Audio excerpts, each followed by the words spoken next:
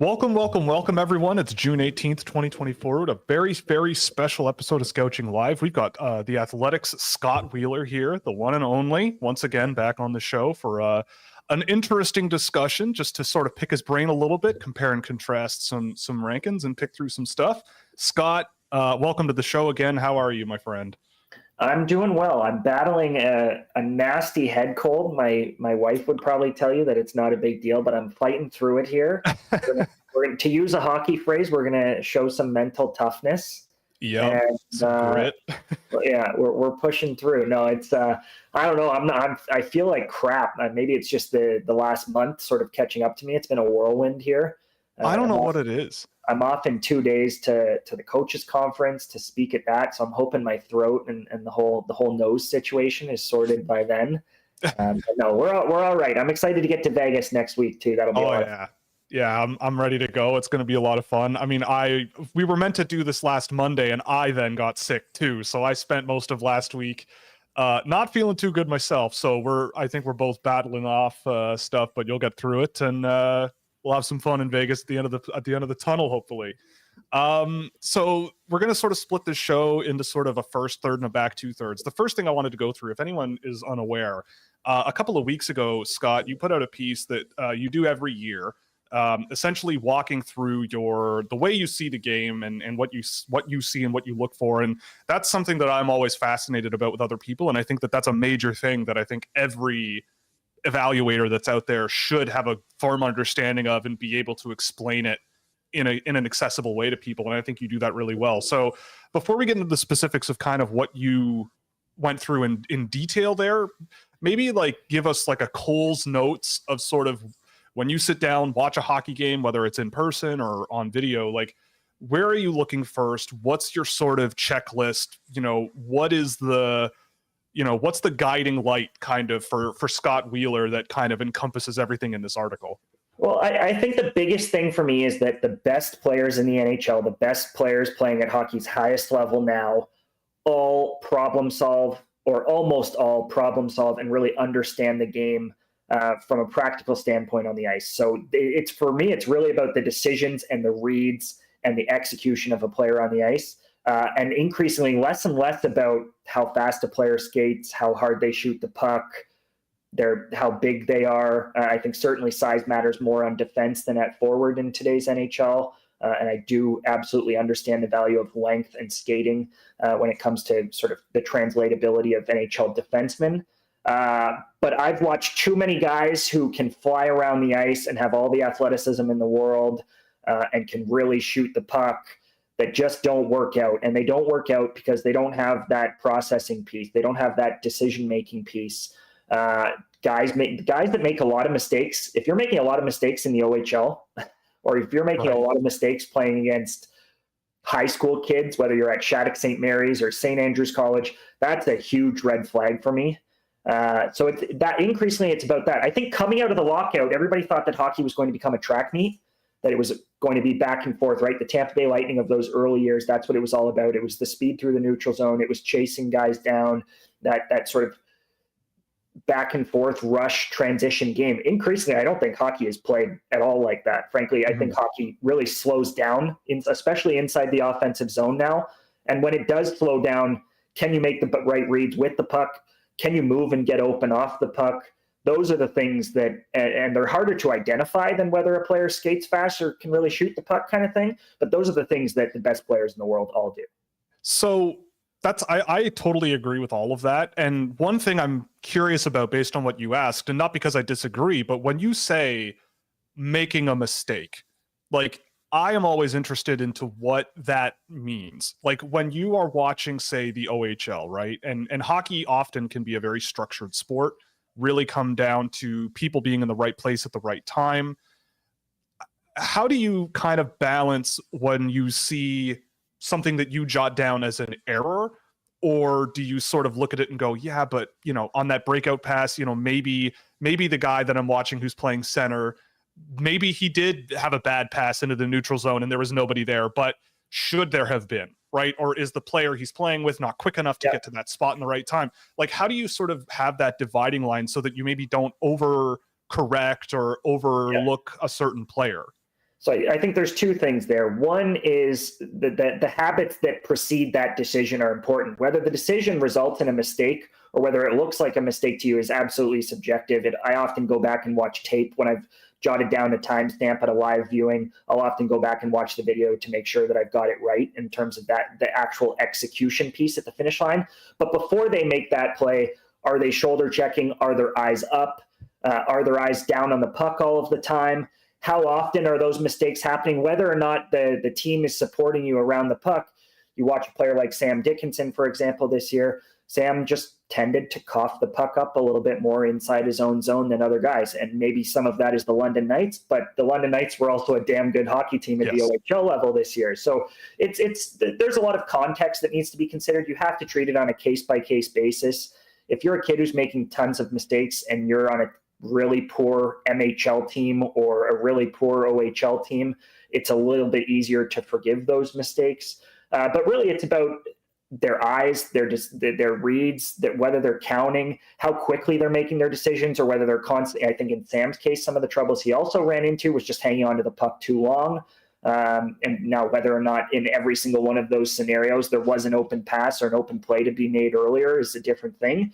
But I do think those things start to add up. When you start to count the same issues over and over again with a player, that's when I start to sort of get my back up, if you will. Yeah, and I think I was hoping you would bring up sort of head position and scanning and everything, because that is so important to essentially know kind of the play you want to make before you even touch the puck, right? Like that's something that I think you can tell, especially after you've been watching a lot of young players for a really long time.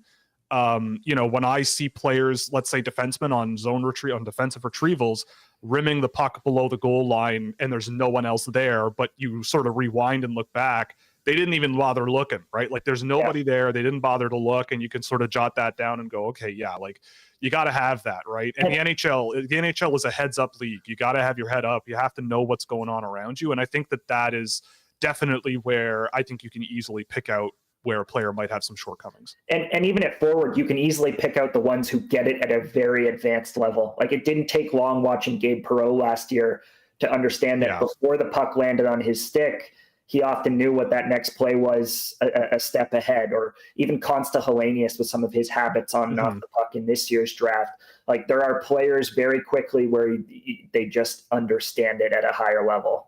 Yeah. Yeah, and I think that's totally something you can bank on, and we'll get to maybe some of those players in a little bit. But in your specific article, you seem to have broken things down into 4 categories, I would say, like basically the context with which a player is playing in, the viewing process of you sort of explain your viewing process and the limitations of different strategies deploying that. Just plain skills evaluation and looking at players. And I thought that was really interesting, and I would love to dig into that a little bit, and just baseline analysis of some rough characteristics that you look for in players. But in terms of skills evaluation, you go into a lot about ambiguity, and I resonate with this so much. I mean, I talk for hours a week on camera about hockey players, and over the years I kind of learn how to be more specific, or what to sort of poke at and really sort of explore. You mentioned that the audience should never have to guess what you mean, and I totally agree with that. There's a lot of jargon that flies around, playing with urgency, what is, hockey sense and all of these things like grit and compete. They exist, but it's very vague. So do you have sort of an idea for sort of modern thinking folks, like what would be a new jargon that might be a little bit more descriptive and helpful that you think, because, without going into too much detail about a specific discipline, like how do you approach sort of boiling these things down, whether it's for, say, a quick summary for an NHL team, if you're working for one, or if you're writing media for the public? Because I think that's a really interesting balance that I'm always curious about. It's definitely a balancing act. I understand why we've ended up where we have, whether that's with player comparables, whether that's with good skater, bad skater language, whether that's with terms like hockey sense and hockey IQ, which frankly, I don't think tell us anything, or at least mean different things to different people. So we're not even talking about the same things when we're talking about whether a player has good or bad hockey sense. I think it's always about making sure that you take it one step further. I think part of the reason we've started using language like that is because we've taken our cues from broadcasts and from written media where word counts exist and we have to be tight. In the work I do at The Athletic, for example, my editors are constantly on me to be tight. Every editor is that way. And frankly, on broadcasts, you don't have time often. Your segments are only so long. And as a result, fans have all started talking about the game in the way that people on broadcast do, which I think often cuts a lot of corners to be tight and to give the reader that nugget. But in my work, I think it's really, really important to take it one step further. Now, that doesn't mean that we go too far the other way. You're not going to find me talking about knee and ankle flexion and sort of getting into minutia that loses the reader. But I do think hockey sense is what we talked off the start. You can tell someone that his eyes are up or that he sort of reads the game and processes the game at an advanced level, or there are just ways of explaining it that give the reader a clearer picture of what we're actually talking about. And I think in the flip side, grit and compete, like, does he finish? What does that actually mean? Well, it means he finishes his checks, or he plays through contact, or he stays over pucks. Like, there are things and words and terms that we can use that actually deliver a message to whatever the intended audience is, that gives them a better mental picture than something that just kind of confuses, like a hockey sense or a grit or a compete or good skater, bad skater. Well, why are they a good skater? And that doesn't mean you have to get into knee and ankle flexion, but you can tell people that they get in and out of their edges quickly, or that some players do sort of are good skaters because of their edges. Others are good because they have that lengthy stride. Others just are Logan Stankoven and it's short and compact and they're powerful, right? Like, there are different ways to be a good skater and a bad skater. So if I'm just going to tell you that tell my reader that you're a good skater or a bad skater, they're not learning really anything at all about what that player looks like and how it actually works on the ice. So I just think it's trying to give them, it's finding that middle ground between the super vague jargon terms that I think are too often used in hockey, and also not getting too far into the weeds where readers are like, I don't need to read this science project. I definitely agree with a lot of that. That's kind of when I first started doing a lot of this sort of more media focused stuff. I was definitely reflecting a lot on these kinds of things. Like, when people say this kid is a good skater or this kid has a lot of hockey sense, it's like, what do you mean, right? Because I think I've said this a number of times, like, there's a number of different ways you can be an effective hockey player, especially in this day and age. Big time. I know that there are some players that exist that, might be very productive or they get very good results at these sort of lower levels going into the draft. But people like you and I might look at them and go, and we'll probably go into a few of them in a few minutes, but like, we might look at them and go, yeah, but I don't know if it's going to work. So on one hand, we can say, yes, there's a lot of ways to be successful, and there's all these sort of sub-disciplines that players can be strong and maybe deficient in. But at the end of the day, like, trying to figure out how it comes out in the wash is the name of the game. But I am very curious of, like, where you sort of set your tolerance level in some of these areas of, because there are some players I think that you have ranked on your list that I have very low or not ranked, that I think they might not quite get there. And I'm sure the same is vice versa.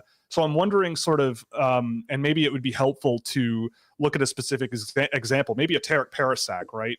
You have him in your first round. I don't have him on my list at all. And I know that there are some NHL teams that are on either of our sides. And I think that that's perfectly okay. But I'm curious, maybe we just use him as an example of where you think that his sort of deficiencies maybe leave you a little bit more okay with your projection of him, and thinking that at the end of the day, like, yeah, there might be some softness here, or there might be some issues, but at the end of the day, you might end up with an NHL player. So maybe give us a bit of insight into sort of how you judge all those sort of little areas of the game. Well, Tarek's a really good example of what we talked about off the top, of the get it factor, the know-how factor. I think he's one of the more intelligent players in the draft. And I think as a result of that, he takes some criticism for playing on a line with Zach Funk and Andre Becker, who are two legitimate drivers in the WHL. I think he took a lot of questions about that at the combine of Were you riding shotgun with those guys, or were you as much of a factor on that line as they were? And I think what the conclusion I came to over the course of this year after watching him, and frankly, it was the same question that people asked about Gabe Perreault, who we also watched off the top last year playing with Will Smith and Ryan Leonard. I think Tarek Parasak was every bit as valuable to Andre Becker and Zach Funk, two players who weren't top prospects in their own right a year ago, having breakout seasons of their own, as they were in him breaking into the WHL and having an excellent season off the hop. The tricky part with Tarek is and I saw him at the Combine in person for the first time, he's a really, really skinny kid. And that playing, if you're just the right place, right time guy, eventually you're going to need to play through contact in some of those areas. And that's where I think my worry would be about Tarek, if there is one. I think he's a better skater than anyone realized sort of in the first half of the season. He tested really well in both on-ice testing at the CHL Top Prospects game and off-ice testing at the Combine in terms of the agility piece. I think he's got some speed to his game.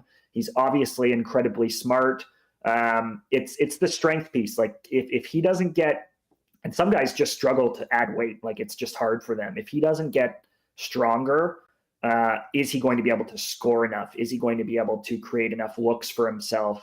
And what does that look like in terms of an NHL player? That's the question for me with Tarek, but I love the decision-making piece for him. I love the way that he uses space, the way that he plays off of his line mates. All of that, I think, is really, really intriguing.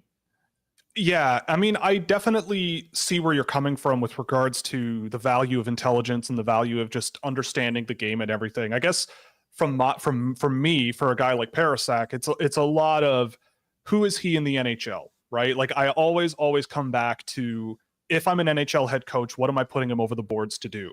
Right. And I guess for me, my focus always is in the draft. I want to find as many players as I can who do as many things I can trust them to do in the NHL as possible. And with a guy like Parasak, like and this is also why I kind of go in and gather data myself, because the numbers on Parasak at 5-on-5 at least are pretty underwhelming in terms of puck touches and moving the puck and generating offense on his own. Like there's moments where you definitely see some smart play and everything like that. But for me, taking it as holistic, it's I'm watching the NHL playoffs a lot, right? If Tarek Parasak is in the playoffs, what's his role? What's his job? And I honestly don't know the answer to that question. And I mean, again, maybe there's a role for him in the NHL. I'm not sure what that would be. So I'm curious, what if you're an NHL coach, what are you putting him over the boards for? I think Tarek Parasak, if he becomes an NHL player, is going to be a middle six winger who plays off of a variety of line mates effectively, can play with just about anybody, can potentially even penalty kill with his smarts, can certainly help out with his smarts on the power play. That's where I'm at on Tarek Parasak. Is he going to be a driver? Is he going to be the shot producer on a line? Probably not. But I think he's a smart enough, crafty enough, intelligent enough hockey player to potentially fit with just about anyone and help make a line better. Fair enough. I mean, I guess time will tell. We'll get to a few more players in a few minutes, but the last thing I wanted to ask before we get to that, if you were, say, a scouting director or whoever, and you're at the Combine, you're in a room with individual players one after the other, I know people talk about all the crazy questions that NHL teams ask players and that gets all the engagement. But if you're genuinely interested in a player, like what kind of questions are you looking to get out of them? Because I'm a person who believes that those interactions and that information is pretty valuable, and fit matters, and understanding what you're getting in a player as a person matters. So I'm curious what your tact would be, what your approach would be, and sort of how you would manage those individuals and what you think you would get out of it. Honestly, I've talked to NHL people about this. I think that we spend way too much time with these kids, turning them into some kind of a commodity. And I would take a very journalistic approach to, how can I use these 20 minutes? You only get 20 minutes with the kids at the Combine. How can I use these 20 minutes to tease out who this kid is, where he comes from, what makes him tick? I'm not concerned about knowing what he thinks his strengths and weaknesses are. I'm not concerned about asking him to give me a scouting report. I'm probably not even all that concerned about having him watch video with me, which is increasingly what a lot of teams are having these players do, is sort of test that IQ piece and that decision-making piece. My scouts can figure that stuff out. My scouts can study the tape. My scouts can watch these players play. They've spent all year doing this. I really think we need to understand the human piece of this. I know teams are increasingly also bringing in psychiatrists and that kind of a thing into some of their meetings, some of their sort of sports science people. That's what's interesting to me. How can I take what this kid is on and off the ice and get the most out of him? And does he still have a ceiling for growth, whether that's physically in terms of some of the stuff that we saw with Wayne Hudson last year and him bringing medical reports? Like, that stuff's interesting to me. Can this kid develop physically and mentally? Where is he at? Where does he come from? Who are his parents? Who does he train with in the off season? Those are the things that I think I would want to know, really sort of what this kid's doing with his hockey career and where he comes from, because I think we don't spend nearly enough time actually getting to know these kids. I totally agree. And I think that's something, I think you kind of have to put yourself in their shoes as well, right? Like, I think I saw an NHL person say that a big goal for them is to put them in a relaxed mood and sort of get them to just kind of open up about themselves a little bit more. And that I totally understand, because you are basically getting a person in your organization. You're bringing in a person, not just a hockey player, who brings their own personality and their own vibe, and understanding what you're getting, I think, is a huge factor. And yeah, I think that that those kinds of things can certainly help you get there. So let's get to a bit of specifics on some specific players, because you and I compared and contrasted some of these guys where we have them. I seem to be a little bit lower on a lot of the defensemen that are high on a lot of boards this year. Most notably that I came up with on both of our lists was Artyom Levshunov. The more and more we go on, it seems more and more likely he's going to be going second to Chicago. For me, that's way higher than I think I would consider him, but you didn't have him too much further back. I think you had him 3 on your board. So walk us through maybe quick Cole's notes on what you see in Artyom Levshunov, and maybe I'll change my mind. Well, I think the conversation with Artie has to start with the fact that he had, for his age, one of the best two-way seasons in terms of production and defensive impacts in the history of the USHL a year ago. Seasons comparable to players like Owen Power, who've gone first overall, and that this season he had, if not for Zeev Boyum having potentially the greatest draft-eligible season in the history of college hockey, Artyom Levshunov also had a comparable season to Zach Werenski, the Hughes brothers, Owen Power, Charlie McAvoy, Adam Fox.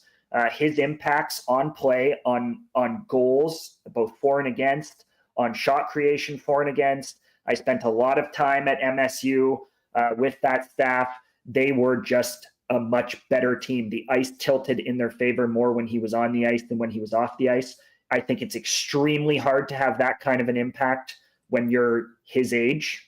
We very rarely see 17, 18-year-old D lead one of the best teams in college hockey, and it's a complicated stat, but lead one of the best teams in college hockey in plus minus, and lead the team in scoring at a point per game.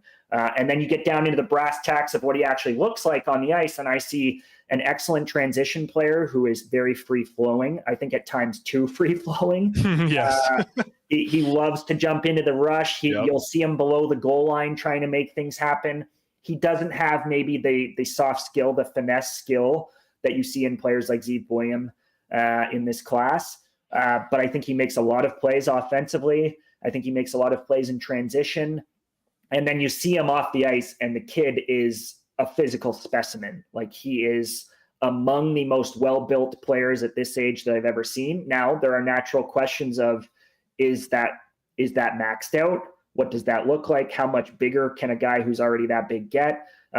People have recalled sort of players like Aaron Ekblad. Like, Aaron Ekblad had a full beard and looked like he was 35 years old in his draft year, right? He did. And there's a little bit of that with Levshunov. Levshunov, I know MSU staff actually got asked if he was actually 18 years old by NHL clubs this year. So naturally, yeah.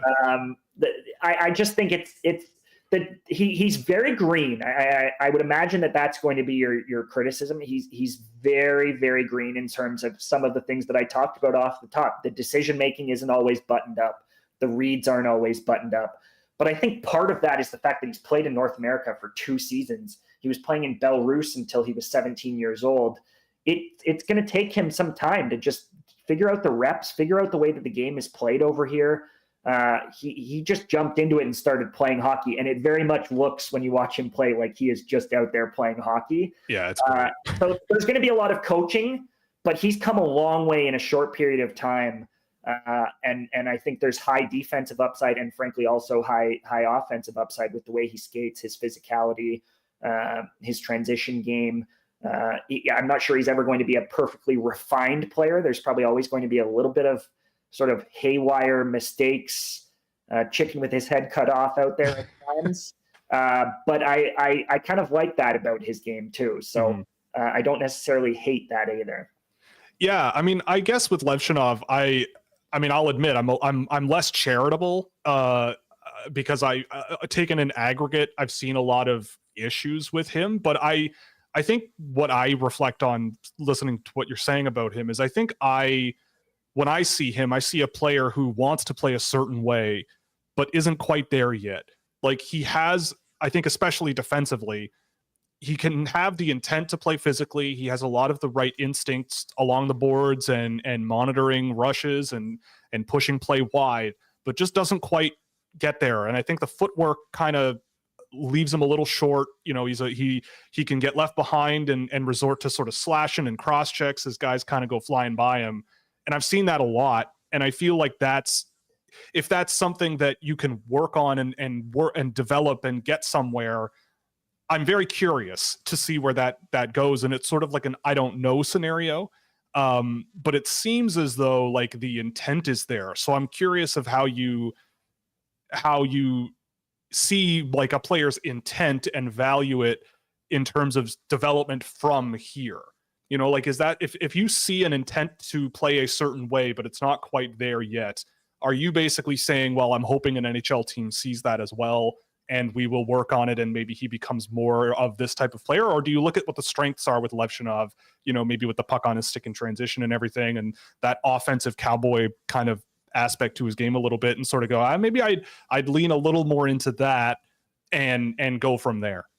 I think it's a combination of the two. I think you have to hope that he's going to be able to learn it, that you're going to be able to coach him. I don't think he's a dumb hockey player. That would be a huge red flag for me.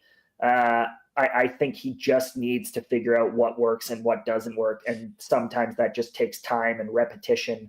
I don't think this is a chronic IQ issue that's going to plague him through his career. I think in time, he's just going to have to, like, frankly, learn as he goes and figure it out. And the tools, to me, in terms of the way he handles the puck, the way he skates, the size, his instincts, I think those are all in the right places. And those are, in some cases, even exciting attributes.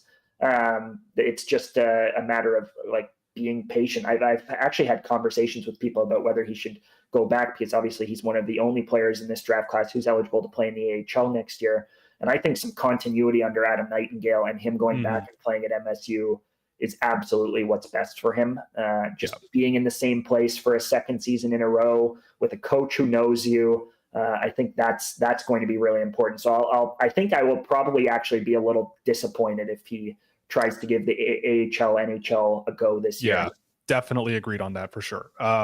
So on a similar note, similar-ish kind of type of player, but a very interesting case study, a player I have a lot of faith in, that you still have ranked in your first round and everything, but I'm curious of your thoughts on Adam Jiricek, a guy who I think brings a lot of mobility, a lot of positional smarts defensively that are tough to get at 17, 18 years old. A guy who I've watched a couple of years now and just been really, really impressed in ways that he's a bit of a different type of defenseman from his brother, you know, in a lot of ways. It just sucks that, in my view, he had a terrible injury just as I think his season was getting going. Like, I'm willing to admit that his beginning first couple of months were not great, playing Czech pro hockey for the first time. And I know it's a little bit of a tough evaluation because he hasn't played since December, but how do you approach a player like that? And what do you see in him? And why would he be quite a lot lower, even if he is injured, than all these other defensemen where I think we have some differences? Yeah, I think part of the problem was that fall really made me pause, not just in his play at the Czech pro level, but also at the fall Five Nations where he was horrible. It just wasn't a good stretch of 2 or 3 months of hockey. I think he was disappointed. I think if you talk to him, he'd tell you he was disappointed by himself. Certainly, I mean, what we saw last summer against his peers at the Hellink, like he looked like a stud. Like he looked like one of the better D in the draft. And I think there still is some real potential there. I mean, I have obviously still have him ranked. Sort of I've had him ranked in the teens and 20s, early 20s throughout this year. I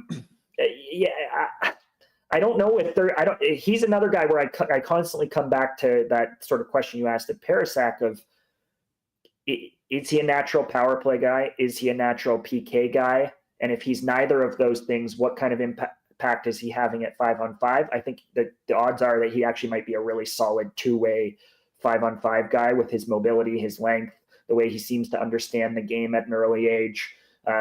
All of that I think is positive, but there's a seal. If you're only a 5-on-5 guy, and I don't see the offense that some saw in him last year, if you're only a 5-on-5 guy or maybe a third or fourth option on a PK or a PP, you're ultimately at what? You're a number 4 at best on a team. Mm-hmm. You're playing 17, 18 minutes a night rather than 20, 21 minutes a night. Like, I just don't know if he has the offensive skill and the defensive strength and presence to be that sort of natural shutdown guy or that natural offensive. Like, he just looks to me like he's going to be a solid two-way 5-on-5 guy.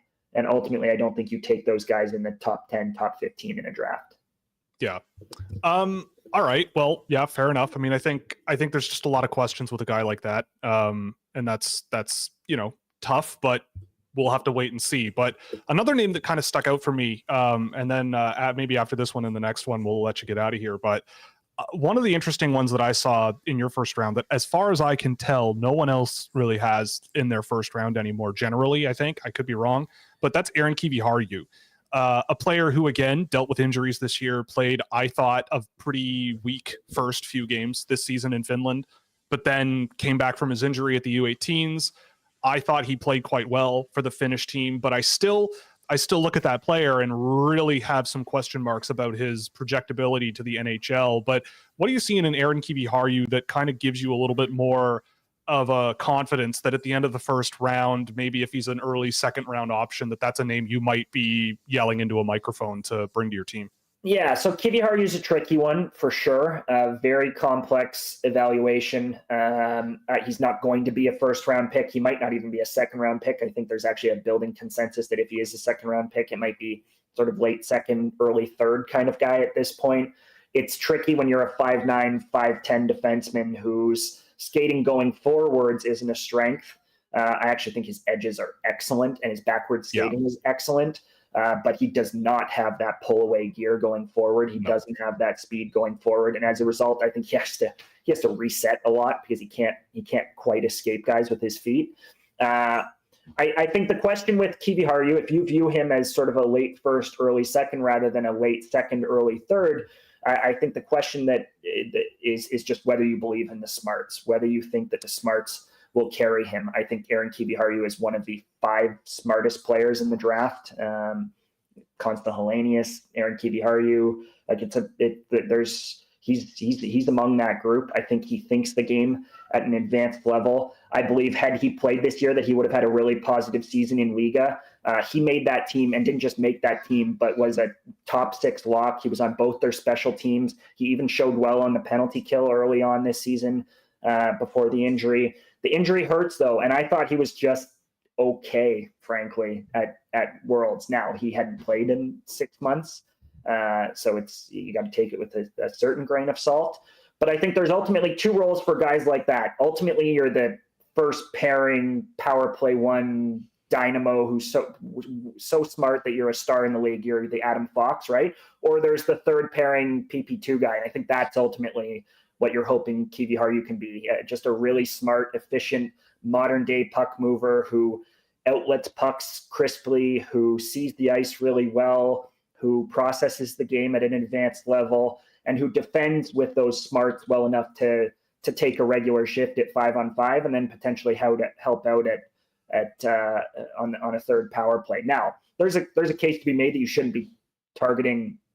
I've got him in the late 20s. There's a case to be made you shouldn't be targeting third pairing PP2 5'9", 5'10" defensemen in that range if they don't have that Adam Fox sort of quality, right? That next level smarts. But I think he's going to surprise some people. I think he's going to have a really positive year next year at the pro level. And I wouldn't be surprised if he regains at least some of what had people so excited about him a year or two ago, and sort of becomes just a smart, heady player who figures it out in the NHL.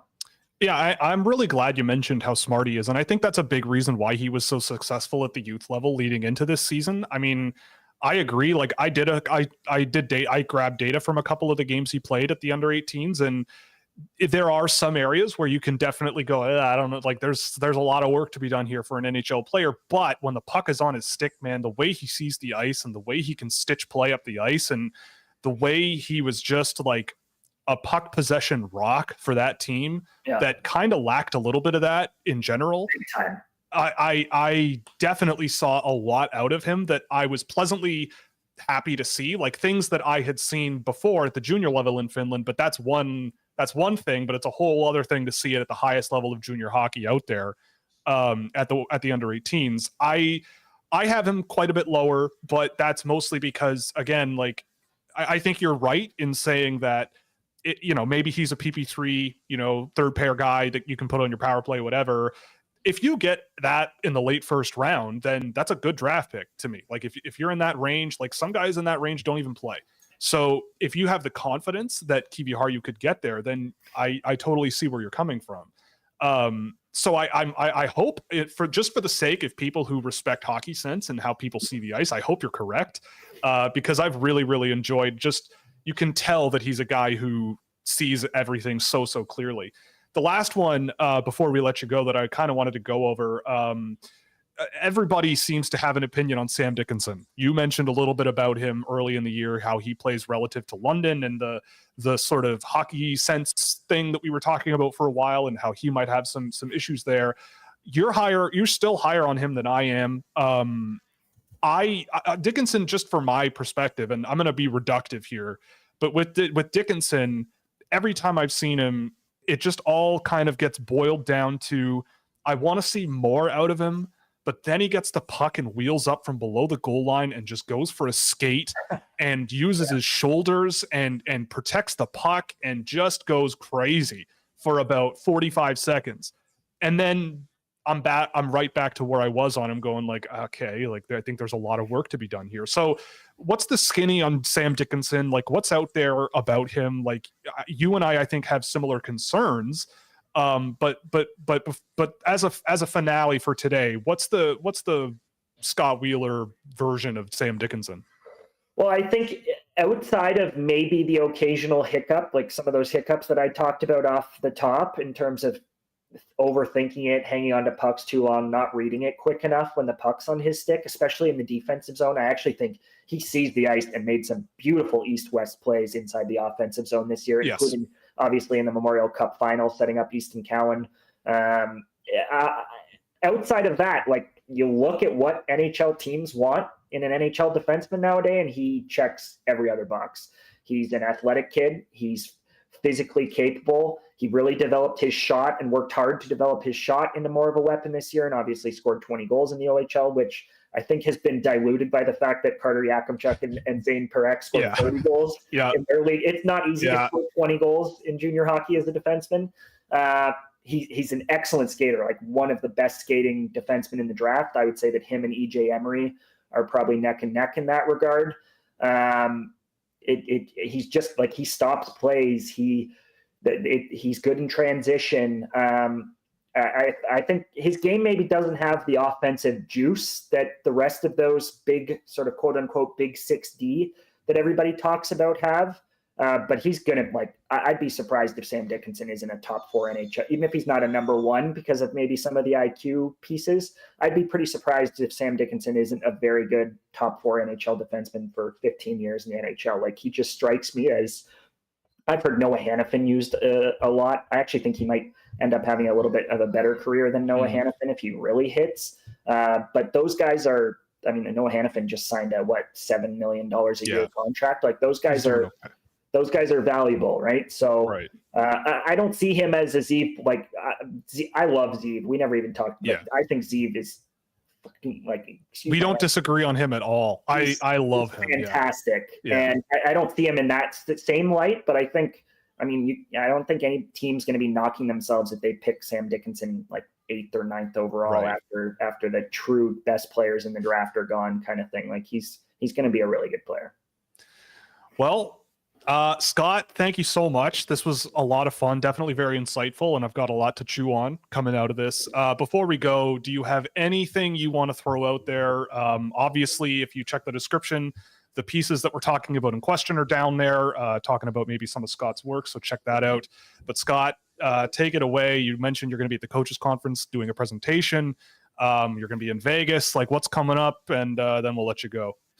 Yeah, 48 hours from now, I'm on a flight to Detroit, and then I'll be back for about 48 hours early next week and off to Vegas. So this is that time of the year. I'm looking forward to, I would say I'm looking forward to getting through it and taking some summer vacation, but I'm going to be, shortly after the draft, I'm going to be in Plymouth for the World Junior Summer Showcase, which I'm actually really looking forward to now that Canada is back for the first time since 2019 and participating in the World Junior Summer Showcase. So, as you know better than most, it's the prospect calendar doesn't come with much reprieve. So it's kind of incredible, isn't it? Hockey is year round. Yeah, I mean, after the World Junior Summer Showcase, we'll be watching the Hlinka Gretzky Cup. So yeah, exactly. And then there will be rookie tournaments and all of that. So it just never ever ends. Yeah. No, well, thank you, Scott, so much. If I see you in Vegas, I'll buy you a beer. This has been really, really fun. I'm sure we'll be in touch. Thank you again, and we'll see you around, and get well soon, my friend. Yeah, thanks. All right. See ya.